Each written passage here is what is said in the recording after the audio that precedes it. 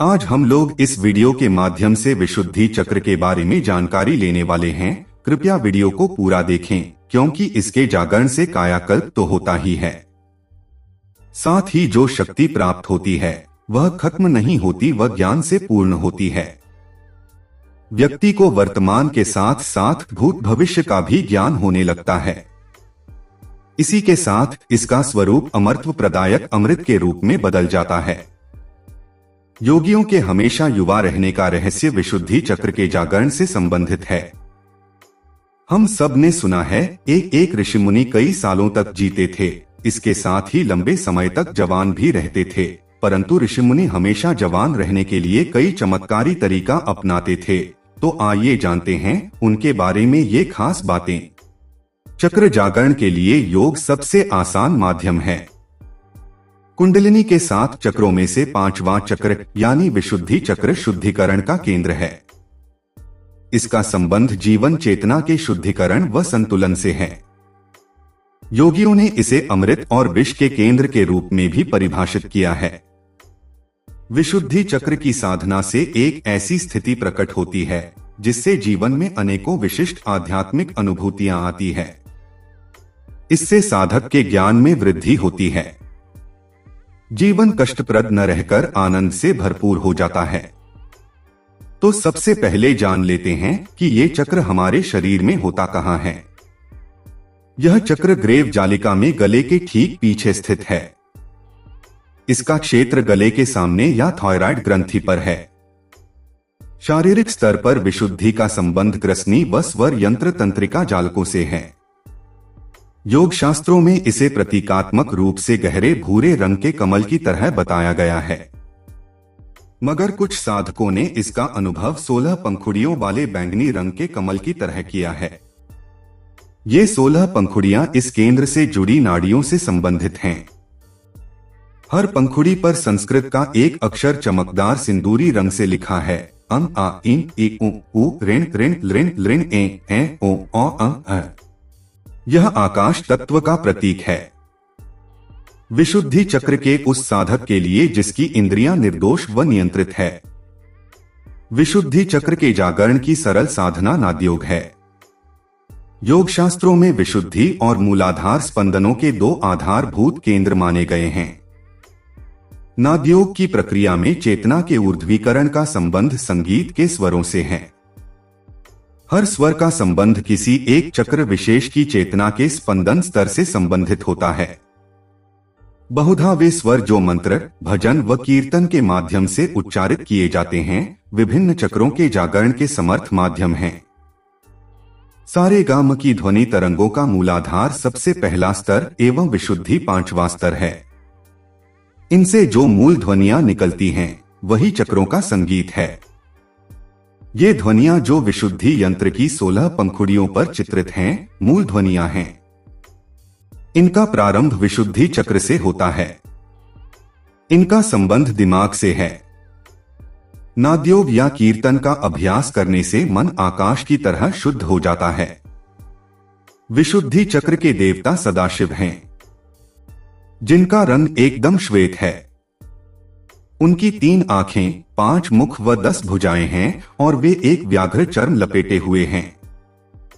उनकी देवी साकिनी हैं, जो चंद्रमा से प्रवाहित होने वाले अमृत के सागर से भी ज्यादा पवित्र हैं। उनके परिधान पीले हैं। उनके 4 हाथों में से प्रत्येक में एक धनुष, बाण, फंदा तथा अंकुश है। इसका प्रवाह सदा ही ऊपर की ओर रहता है।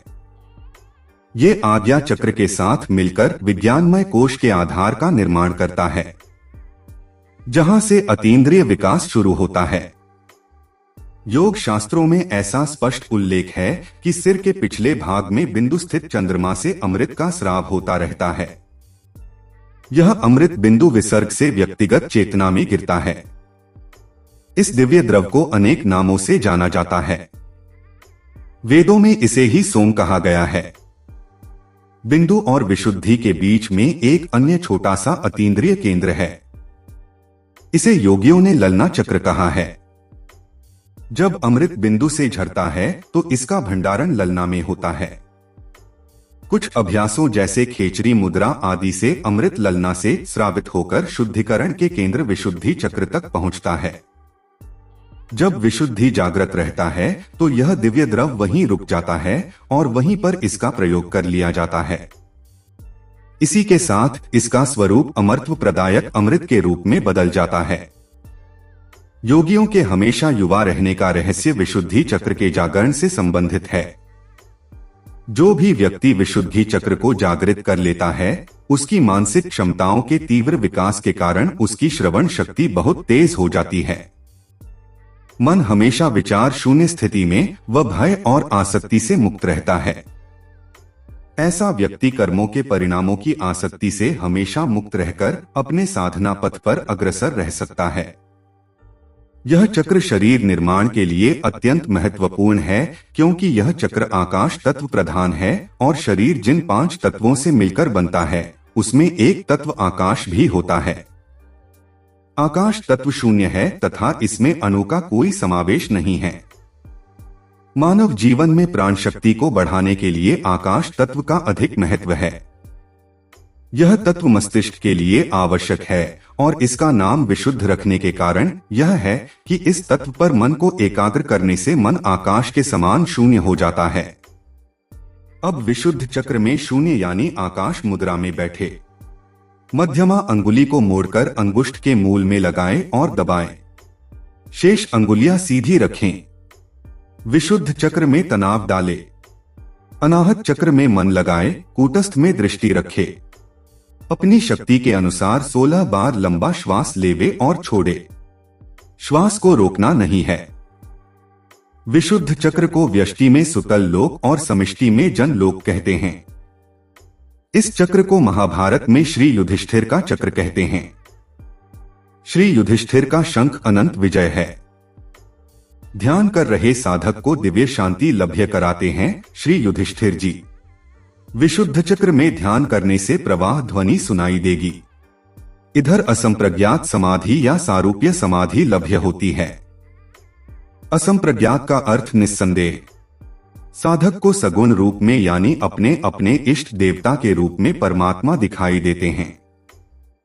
इस चक्र में ध्यान साधक को आदि शक्ति की प्राप्ति कराता है। ध्यान फल को साधक ध्यान फल श्री आत्मार्पण मस्तु कह के उस चक्र के अधिदेवता को अर्पित करना चाहिए।